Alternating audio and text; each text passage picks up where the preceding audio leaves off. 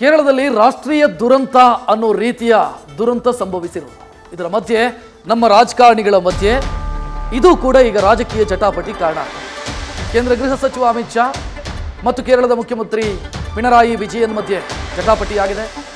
ಭೀಕರ ಭೂಕುಸಿತದ ವಿಚಾರಕ್ಕೆ ಆರೋಪ ಪ್ರತ್ಯಾರೋಪ ಆಗಿದೆ.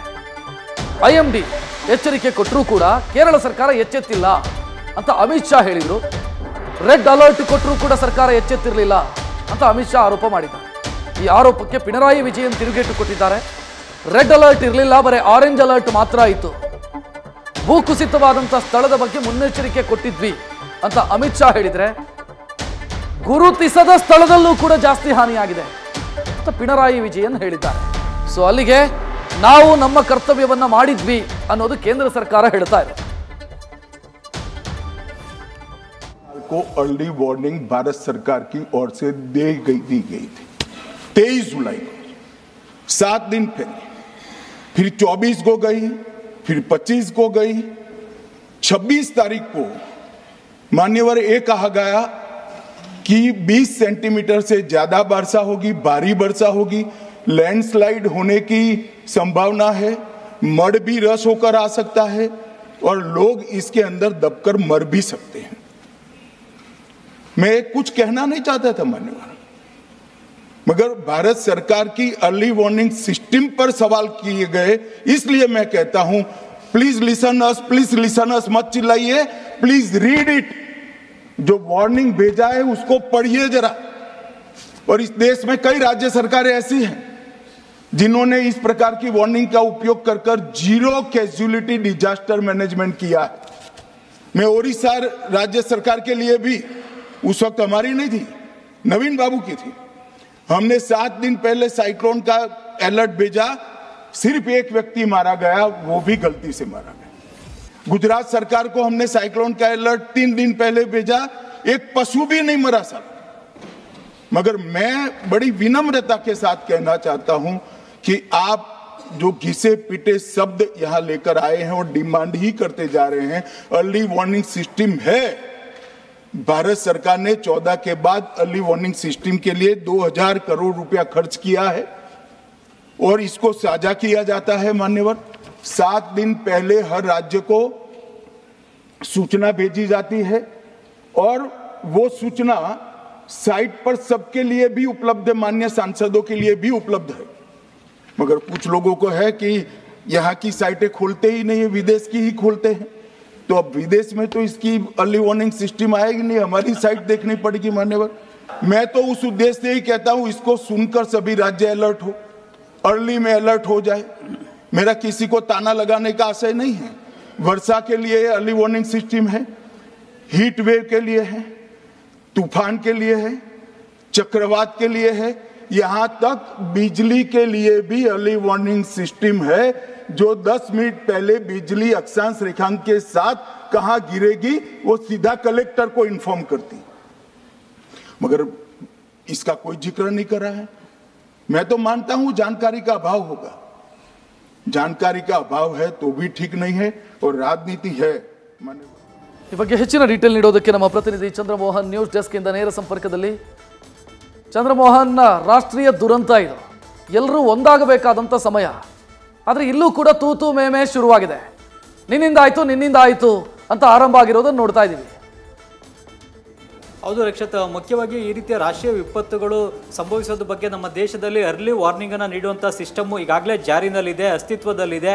ಬೇರೆ ಬೇರೆ ರಾಜ್ಯಗಳಿಗೆ ಈ ರೀತಿಯ ವಿಪತ್ತುಗಳು ಸಂಭವಿಸ್ಬೋದು, ಹಾಗಾಗಿ ಅಲರ್ಟ್ ಆಗಿರಬೇಕು ಮತ್ತು ಮುನ್ನೆಚ್ಚರಿಕೆ ಕ್ರಮಗಳನ್ನು ಕೈಗೊಳ್ಳಬೇಕು ಅನ್ನೋದ್ರ ಬಗ್ಗೆ ಕೇಂದ್ರ ಸರ್ಕಾರ ಮತ್ತು ರಾಷ್ಟ್ರೀಯ ಏಜೆನ್ಸಿಗಳು ಕೂಡ ರಾಜ್ಯ ಸರ್ಕಾರಗಳಿಗೆ ತಮ್ಮ ಸಲಹೆಯನ್ನು ಆಗಾಗ್ಗೆ ಕೊಡ್ತಾನೆ ಇರ್ತವೆ. ಅದು ಭೂಕಂಪವನ್ನು ಸರಿಯಾಗಿ ಪ್ರೆಡಿಕ್ಟ್ ಮಾಡಲಿಕ್ಕೆ ಆಗೋದಿಲ್ಲ, ಆದರೆ ಭಾರಿ ಮಳೆ ಬೀಳುವಂಥದ್ದು ಅಥವಾ ಪ್ರವಾಹದ ಪರಿಸ್ಥಿತಿ ಆಗ್ಬೋದು ಅಥವಾ ಬೇರಿನ ಯಾವುದೇ ಸೈಕ್ಲೋನ್ ಅಂತ ಪರಿಸ್ಥಿತಿಗಳ ಬಗ್ಗೆ ಮುನ್ನೆಚ್ಚರಿಕೆಯನ್ನು, ಅಲರ್ಟ್ಗಳನ್ನು ರಾಷ್ಟ್ರೀಯ ಏಜೆನ್ಸಿಗಳು ಮತ್ತು ಕೇಂದ್ರ ಸರ್ಕಾರ ಸಂಬಂಧಪಟ್ಟಂತ ರಾಜ್ಯ ಸರ್ಕಾರಗಳಿಗೆ ನೀಡ್ತವೆ. ಈಗ ಕೇರಳ ಭೂಕುಸಿತದ ಬಗ್ಗೆ ಕೇಂದ್ರ ಸರ್ಕಾರ ಮತ್ತು ರಾಷ್ಟ್ರೀಯ ಏಜೆನ್ಸಿಗಳು ಕೇರಳ ಸರ್ಕಾರಕ್ಕೆ ಯಾವುದೇ ಮುನ್ನೆಚ್ಚರಿಕೆಯನ್ನು ನೀಡಿರಲಿಲ್ವಾ, ಏಕೆ ಕೇರಳ ಸರ್ಕಾರ ಯಾವುದೇ ಮುನ್ನೆಚ್ಚರಿಕೆ ಕ್ರಮಗಳನ್ನು ತೆಗೆದುಕೊಳ್ಳಿಲ್ಲ ಅನ್ನುವಂಥ ಪ್ರಶ್ನೆಗಳು ಕೂಡ ಈಗ ಉದ್ಭವವಾಗಿವೆ.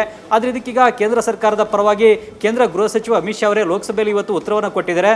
ನಮ್ಮ ದೇಶದಲ್ಲಿ 2014ರಿಂದ ಅರ್ಲಿ ವಾರ್ನಿಂಗ್ ಅನ್ನು ನೀಡುವಂಥ ಸಿಸ್ಟಮ್ ಜಾರಿನಲ್ಲಿದೆ. ಈ ಅರ್ಲಿ ವಾರ್ನಿಂಗ್ ಸಿಸ್ಟಮ್ನ ಪ್ರಕಾರವೇ ನಾವು ಕೇರಳ ಸರ್ಕಾರಕ್ಕೂ ಕೂಡ 7 ದಿನ ಮುಂಚಿತವಾಗಿ ವಾರ್ನಿಂಗನ್ನು ಕೂಡ ಕೊಟ್ಟಿದ್ವಿ. ಅಂದರೆ ಜುಲೈ 23ನೇ ತಾರೀಕಿಗೆ ಕೇರಳ ಸರ್ಕಾರಕ್ಕೆ ಕೇರಳದ ವಯನಾಡು ಜಿಲ್ಲೆಯಲ್ಲಿ 20 ಸೆಂಟಿಮೀಟರಷ್ಟು ಭಾರಿ ಪ್ರಮಾಣದ ಮಳೆ ಸುರಿಯುತ್ತೆ. ಈ ಭಾರಿ ಪ್ರಮಾಣದ ಮಳೆ ಸುರಿಯೋದ್ರಿಂದಾಗಿ ಭೂಕುಸಿತ ಕೂಡ ಸಂಭವಿಸುವಂತಹ ಎಲ್ಲ ಸಾಧ್ಯತೆಗಳಿದೆ. ಹೀಗಾಗಿ ಮುನ್ನೆಚ್ಚರಿಕೆ ಕ್ರಮಗಳನ್ನು ವಯನಾಡು ಜಿಲ್ಲೆಯಲ್ಲಿ ನೀವು ಕೈಗೊಳ್ಳಬೇಕು ಅನ್ನುವ ಅರ್ಲಿ ವಾರ್ನಿಂಗನ್ನು ಕೂಡ ಕೊಟ್ಟಿದ್ವಿ.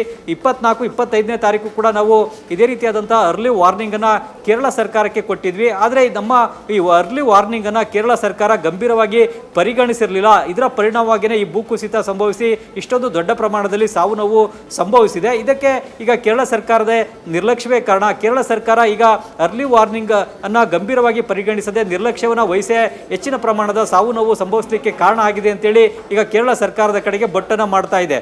ಮುಖ್ಯವಾಗಿ ಜುಲೈ 23ನೇ ತಾರೀಕು ಕೂಡ NDRFನ 9 ತಂಡಗಳನ್ನು ಕೇರಳಕ್ಕೆ ಕಳಿಸಲಾಗಿತ್ತು.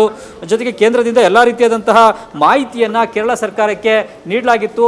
ಈ ಹಿಂದೆ ನಾವು ಬೇರೆ ಬೇರೆ ರಾಜ್ಯಗಳಲ್ಲಿ, ಅದು ಗುಜರಾತ್ ರಾಜ್ಯ ಆಗ್ಬೋದು, ಒರಿಸ್ಸಾ ರಾಜ್ಯಗಳಾಗ್ಬೋದು, ಈ ರಾಜ್ಯಗಳಲ್ಲಿ ಸೈಕ್ಲೋನ್ ಸಂಭವಿಸುವ ಬಗ್ಗೆ ಅರ್ಲಿ ವಾರ್ನಿಂಗನ್ನು ಅಂದರೆ ಮುನ್ನೆಚ್ಚರಿಕೆ ಕ್ರಮಗಳನ್ನು ಮುಂಚಿತವಾಗಿಯೇ ಸೂಚನೆಗಳನ್ನು ಆಯಾ ರಾಜ್ಯ ಸರ್ಕಾರಗಳಿಗೆ ನೀಡಿದ್ವಿ. ಇದರ ಪರಿಣಾಮವಾಗಿಯೇ ಗುಜರಾತ್ನಲ್ಲಿ ಸೈಕ್ಲೋನ್ ಸಂಭವಿಸಿದ್ರು ಕೂಡ ಒಂದೇ ಒಂದು ಸಾವು ಸಂಭವಿಸಲಿಲ್ಲ. ಅದೇ ರೀತಿ ಒರಿಸ್ಸಾ ರಾಜ್ಯದಲ್ಲೂ ಕೂಡ ದೊಡ್ಡ ಮಟ್ಟದ ಸೈಕ್ಲೋನ್ ಸಂಭವಿಸಿದ್ರು ಕೂಡ ಒಬ್ಬ ವ್ಯಕ್ತಿ ಮಾತ್ರ ಸಾವನ್ನಪ್ಪಿದ್ದ. ಅದು ಕೂಡ ಆತನ ನಿರ್ಲಕ್ಷ್ಯದಿಂದ ಆದಂಥ ಸಾವೇ ವಿನಃ ಬೇರೆ ಇನ್ಯಾವುದೇ ಕಾರಣಕ್ಕೂ ಆಗಿದ್ದಂಥದ್ದಲ್ಲ ಅಂತೇಳಿ ಅಮಿತ್ ಶಾ ಅವರು ಕೇಂದ್ರ ಸರ್ಕಾರದ ಕ್ರಮವನ್ನು ಸಮರ್ಥಿಸಿಕೊಂಡಿದ್ದಾರೆ. ಈಗ ಕೇರಳದ ಭೂಕುಸಿತದ ಬಗ್ಗೆ ಮತ್ತು ಭಾರಿ ಪ್ರಮಾಣದ ಮಳೆ ಬಗ್ಗೆನೂ ಕೂಡ ನಾವು ಮುಂಚಿತವಾಗಿಯೇ 7 ದಿನ ಮುಂಚಿತವಾಗಿಯೇ ಕೇರಳ ಸರ್ಕಾರಕ್ಕೆ ಒಂದು ಮುನ್ನೆಚ್ಚರಿಕೆಯನ್ನು ಮತ್ತು ವಾರ್ನಿಂಗ್ ಅನ್ನು ಕೂಡ ಕೊಟ್ಟರು ಕೂಡ ಅವರು ಎಚ್ಚೆತ್ತುಕೊಂಡಿರಲಿಲ್ಲ ಮತ್ತು ಯಾವುದೇ ಮುನ್ನೆಚ್ಚರಿಕೆ ಕ್ರಮಗಳನ್ನು ತೆಗೆದುಕೊಳ್ಳಿಲ್ಲ. ಗುಡ್ಡಗಾಡು ಪ್ರದೇಶದಲ್ಲಿದ್ದಂತಹ ಜನರನ್ನ, ತಗ್ಗು ಪ್ರದೇಶದ ಜನಗಳನ್ನು ಸುರಕ್ಷಿತ ಸ್ಥಳಗಳಿಗೆ ಸ್ಥಳಾಂತರವನ್ನು ಕೂಡ ಮಾಡಿರಲಿಲ್ಲ. 4,000 ಕುಟುಂಬಗಳನ್ನು ಸ್ಥಳಾಂತರ ಮಾಡಬೇಕಾಗಿತ್ತು. ಆ ಕುಟುಂಬಗಳನ್ನು ಸುರಕ್ಷಿತ ಸ್ಥಳಗಳಿಗೆ ಸ್ಥಳಾಂತರ ಮಾಡದೇ ಇರೋ ಪರಿಣಾಮವಾಗಿಯೇ ಇಷ್ಟೊಂದು ದೊಡ್ಡ ಮಟ್ಟದ ಸಾವು ನೋವು ಸಂಭವಿಸಿದೆ ಎನ್ನುವ ಆರೋಪವನ್ನು ಕೇಂದ್ರ ಗೃಹ ಸಚಿವ ಅಮಿತ್ ಶಾ ಅವರು ಲೋಕಸಭೆಯಲ್ಲಿ ಮಾಡಿದ್ದಾರೆ. ಆದರೆ ಇದಕ್ಕೆ ಪ್ರತ್ಯುತ್ತರವಾಗಿ ಈಗ ಕೇರಳ CM ಪಿನರಾಯಿ ವಿಜಯನ್ ಅವರು ನಮಗೆ ಕೇರಳ ಸರ್ಕಾರದಿಂದ ಈ ಪ್ರದೇಶದಲ್ಲಿ ವಯನಾಡು ಮತ್ತು ಸುತ್ತಮುತ್ತಲ ಜಿಲ್ಲೆಗಳಲ್ಲಿ ಭಾರಿ ಪ್ರಮಾಣದ ಮಳೆ ಆಗೋ ಬಗ್ಗೆ ರೆಡ್ ಅಲರ್ಟ್ ಅನ್ನು ನೀಡಿರಲಿಲ್ಲ. ಏನಿದ್ರು ಕೂಡ ಆರೆಂಜ್ ಅಲರ್ಟ್ ಅನ್ನು ಮಾತ್ರವೇ ನೀಡಲಾಗಿತ್ತು. ಇದ್ರೂ ಅಂದರೆ ಕಡಿಮೆ 20 ಸೆಂಟಿಮೀಟರ್ಗಿಂತ ಕಡಿಮೆ ಪ್ರಮಾಣದ ಮಳೆ ಆಗ್ತಕ್ಕಂಥ ಮುನ್ಸೂಚನೆಯನ್ನು ಮಾತ್ರ ನೀಡಲಾಗಿತ್ತು. ಒಂದು ರೆಡ್ ಅಲರ್ಟ್ ಅನ್ನು ನೀಡದೇ ಇದ್ದ ಕಾರಣಕ್ಕಾಗಿಯೇ ನಾವು ಮುನ್ನೆಚ್ಚರಿಕೆ ಕ್ರಮಗಳನ್ನು ತೆಗೆದುಕೊಂಡಿರಲಿಲ್ಲ ಅನ್ನೋ ಒಂದು ಮಾಹಿತಿಯನ್ನು ಹೇಳ್ತಾ ಇದ್ದಾರೆ. ಜೊತೆಗೆ ಕೇಂದ್ರ ಸರ್ಕಾರದಿಂದ ನಮಗೆ ಈ ಒಂದು ಅರ್ಲಿ ವಾರ್ನಿಂಗ್ ಸಿಸ್ಟಮ್ನ ಪ್ರಕಾರವೇ ರೆಡ್ ಅಲರ್ಟ್ ಅನ್ನು ನೀಡಿದಿದ್ರೆ ಈ ಒಂದು ದುರಂತವನ್ನು ತಪ್ಪಿಸೋ ನಿಟ್ಟಿನಲ್ಲಿ ನಾವು ಕೂಡ ಕ್ರಮವನ್ನು ತೆಗೆದುಕೊಳ್ತಾ ಇದ್ವಿ ಅನ್ನುವ ಉತ್ತರವನ್ನು ಕೊಟ್ಟಿದ್ದಾರೆ. ಇದು ಈಗ ಕೇರಳ ಸರ್ಕಾರ ಮತ್ತು ಕೇಂದ್ರ ಸರ್ಕಾರದ ಮಧ್ಯೆ ರಾಜಕೀಯ ಆರೋಪ ಮತ್ತು ಪ್ರತ್ಯಾರೋಪಗಳಿಗೆ ಮತ್ತು ದುರಂತಕ್ಕೆ ಯಾರು ಹೊಣೆ, ಯಾರು ಕಾರಣ, ಯಾಕೆ ಕೇರಳ ಸರ್ಕಾರ ಇದು ಇಷ್ಟು ದೊಡ್ಡ ಮಟ್ಟದ ದುರಂತ ಸಂಭವಿಸಿದ್ದನ್ನು ತಡಿಲಿಕ್ಕೆ ಮತ್ತು ಹೆಚ್ಚಿನ ಸಾವು ನೋವು ಆಗದಂತೆ ತಡೆಯುವಂಥ ನಿಟ್ಟಿನಲ್ಲಿ ಮುನ್ನೆಚ್ಚರಿಕೆ ಕ್ರಮಗಳನ್ನು ತೆಗೆದುಕೊಳ್ಳಿಲ್ಲ ಅನ್ನೋದಕ್ಕೆ ಈಗ ಪಿನರಾಯಿ ವಿಜಯನ್ ಅವರು ಕೊಡ್ತಾ ಇರತಕ್ಕಂತಹ ಉತ್ತರ. ಹೀಗಾಗಿ ಇದು ಕೇಂದ್ರ ಮತ್ತು ರಾಜ್ಯ ಸರ್ಕಾರಗಳ ನಡುವೆ ಜಟಾಪಟಿಗೂ ಕೂಡ ಕಾರಣ ಆಗಿದೆ. ಮತ್ತೊಂದು ಕಡೆಯಲ್ಲಿ ಇವತ್ತು ಲೋಕಸಭೆಯಲ್ಲೂ ಕೂಡ ಈ ಕೇರಳದ ಭೂಕುಸಿತ ಮತ್ತು ದೊಡ್ಡ ಮಟ್ಟದ ಸಾವು ನೋವಿನ ಬಗ್ಗೆ ಗಮನ ಸೆಳೆಯುವ ಸೂಚನೆಗಳು ಕೂಡ ಚರ್ಚೆ ನಡೆದಿದೆ. ಈ ಚರ್ಚೆನಲ್ಲೂ ಕೂಡ ಕಾಂಗ್ರೆಸ್ ಮತ್ತು ಬಿಜೆಪಿಯ ಸದಸ್ಯರ ನಡುವೆ ಪರಸ್ಪರ ಆರೋಪ ಪ್ರತ್ಯಾರೋಪಗಳೇ ನಡೆದಿವೆ. ವಯನಾಡು ಲೋಕಸಭಾ ಕ್ಷೇತ್ರದಿಂದ ಕಳೆದ 5 ವರ್ಷಗಳ ಕಾಲ ಲೋಕಸಭಾ ಸದಸ್ಯರಾಗಿದ್ದಂತಹ ರಾಹುಲ್ ಗಾಂಧಿ ಕೂಡ ಈ ಭೂಕುಸಿತದ ಬಗ್ಗೆ ಕಳೆದ 5 ವರ್ಷಗಳ ಅವಧಿಯಲ್ಲಿ ಒಂದೇ ಒಂದು ಬಾರಿ ಕೂಡ ಲೋಕಸಭೆಯಲ್ಲಿ ಪ್ರಸ್ತಾಪವನ್ನು ಮಾಡಿಲ್ಲ. ಜೊತೆಗೆ ಕೇರಳದ ರಾಜ್ಯ ವಿಪತ್ತು ನಿರ್ವಹಣಾ ಪ್ರಾಧಿಕಾರವೇ ಸುಮಾರು 4,000 ಕುಟುಂಬಗಳನ್ನು ಸುರಕ್ಷಿತ ಸ್ಥಳಗಳಿಗೆ ಸ್ಥಳಾಂತರ ಮಾಡಬೇಕು ಅಂತೇಳಿ ರಾಜ್ಯ ಸರ್ಕಾರಕ್ಕೆ ಸಲಹೆಯನ್ನು ಕೊಟ್ಟಿತ್ತು. ಆದರೆ ಆ ಸಲಹೆಯನ್ನು ಕೂಡ ರಾಜ್ಯ ಸರ್ಕಾರ ಗಂಭೀರವಾಗಿ ಪರಿಗಣಿಸಲಿಲ್ಲ. ಮತ್ತು ಕೇರಳ ರಾಜ್ಯ ಸರ್ಕಾರದ ಅರಣ್ಯ ಸಚಿವರೇ ಅಸೆಂಬ್ಲಿನಲ್ಲೇ ಒಪ್ಕೊಂಡಿರೋ ಪ್ರಕಾರ ಅಲ್ಲಿ ಧಾರ್ಮಿಕ ಸಂಸ್ಥೆಗಳು ಒತ್ತುವರಿಯನ್ನು ತೆರವುಗೊಳಿಸಲಿಕ್ಕೆ ನಮಗೆ ಬಿಡ್ತಾ ಇಲ್ಲ, ನಮ್ಮ ಮೇಲೆ ಒತ್ತಡವನ್ನು ಏರ್ತಾ ಇವೆ ಅನ್ನೋ ಒಂದು ಮಾತನ್ನ ಅಸೆಂಬ್ಲಿನಲ್ಲೇ ಒಪ್ಕೊಂಡಿದ್ರು ಅಂತೇಳಿ ಬೆಂಗಳೂರು ದಕ್ಷಿಣ ಸಂಸದ ತೇಜಸ್ವಿ ಸೂರ್ಯ ಅವರು ಕೂಡ ಹೇಳಿದ್ದಾರೆ. ಈ ಮೂಲಕವಾಗಿ ಎಡಪಕ್ಷದ ಸರ್ಕಾರದ ಮೇಲೆ ಆರೋಪವನ್ನು ಮಾಡ್ತಾ ಇದ್ದಾರೆ. ಅಲ್ಲಿ ಧಾರ್ಮಿಕ ಸಂಸ್ಥೆಗಳ ಒತ್ತಡಕ್ಕೆ ಕೇರಳ ರಾಜ್ಯ ಸರ್ಕಾರ ಒಳಗಾಗೇನೆ ಅಲ್ಲಿ ಒತ್ತುವರಿಯನ್ನು ತೆರವು ಮಾಡಲಿಕ್ಕಾಗಲಿ ಅಥವಾ ಅಲ್ಲಿ ಭೂಕುಸಿತ ಆಗ್ತಕ್ಕಂಥ ಸ್ಥಳದಲ್ಲಿದ್ದಂತಹ ಕುಟುಂಬಗಳನ್ನು ಸುರಕ್ಷಿತ ಸ್ಥಳಗಳಿಗೆ ಸ್ಥಳಾಂತರ ಮಾಡೋ ಬಗ್ಗೆ ಯಾವುದೇ ಕ್ರಮವನ್ನು ತೆಗೆದುಕೊಂಡಿರಲಿಲ್ಲ. ಈ ಒಂದು ಕೇರಳ ರಾಜ್ಯ ವಿಪತ್ತು ನಿರ್ವಹಣಾ ಪ್ರಾಧಿಕಾರ 2020ರಲ್ಲೇ ಈ ಸಲಹೆಯನ್ನು ಕೇರಳ ಸರ್ಕಾರಕ್ಕೆ ಕೊಟ್ಟಿತ್ತು. ಆದರೂ ಕೂಡ ಈ ಸಲಹೆಯನ್ನು ಗಂಭೀರವಾಗಿ ಕೇರಳ ರಾಜ್ಯ ಸರ್ಕಾರ ಪರಿಗಣಿಸಲಿಲ್ಲ.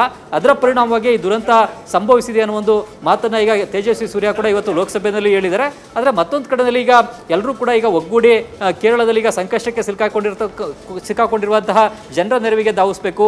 ಈಗ ಗಾಯಗೊಂಡಿರುವಂಥವ್ರಿಗೆ ಸೂಕ್ತ ಚಿಕಿತ್ಸೆ ಸಿಗುವಂಥ ವ್ಯವಸ್ಥೆಯನ್ನು ಮಾಡಬೇಕು. ಕೇಂದ್ರ ಮತ್ತು ರಾಜ್ಯ ಸರ್ಕಾರಗಳು ಒಗ್ಗೂಡಿ ಇಲ್ಲಿ ರಾಜಕೀಯ ಮಾಡೋದನ್ನು ಬಿಟ್ಟು, ಆರೋಪ ಪ್ರತ್ಯಾರೋಪ ಮಾಡೋದನ್ನು ಬಿಟ್ಟು ಜನರ ನೆರವಿಗೆ ಧಾವಿಸಿ ಅವರಿಗೆ ಸೂಕ್ತ ಚಿಕಿತ್ಸೆ ಸಿಗ್ತಕ್ಕಂಥದ್ದು, ಚೇತರಿಕೆಗೆ ಬೇಕಾದಂಥ ವ್ಯವಸ್ಥೆಯನ್ನು ಮಾಡಬೇಕಾಗಿದೆ. ಮತ್ತು ಇನ್ನೂ ಭೂಕುಸಿತವಾದಂಥ ಸ್ಥಳದಲ್ಲಿ ಆಗಲಿ ಅವಶೇಷಗಳಡಿ ಕೆಲವರು ಸಿಲುಕಾಕೊಂಡಿದ್ದಾರೆ, ಅವರನ್ನು ರಕ್ಷಣೆಯನ್ನು ಮಾಡಬೇಕಾಗಿದೆ. ರಕ್ಷಣೆಯನ್ನು ಮಾಡಿ ಸುರಕ್ಷಿತವಾಗಿ ಆಸ್ಪತ್ರೆಗಳಿಗೆ ದಾಖಲಿಸಿ ಸೂಕ್ತ ಚಿಕಿತ್ಸೆ ಸಿಗುವಂಥ ವ್ಯವಸ್ಥೆಯನ್ನು ಕೂಡ ಈಗ ಮಾಡಬೇಕಾಗಿದೆ.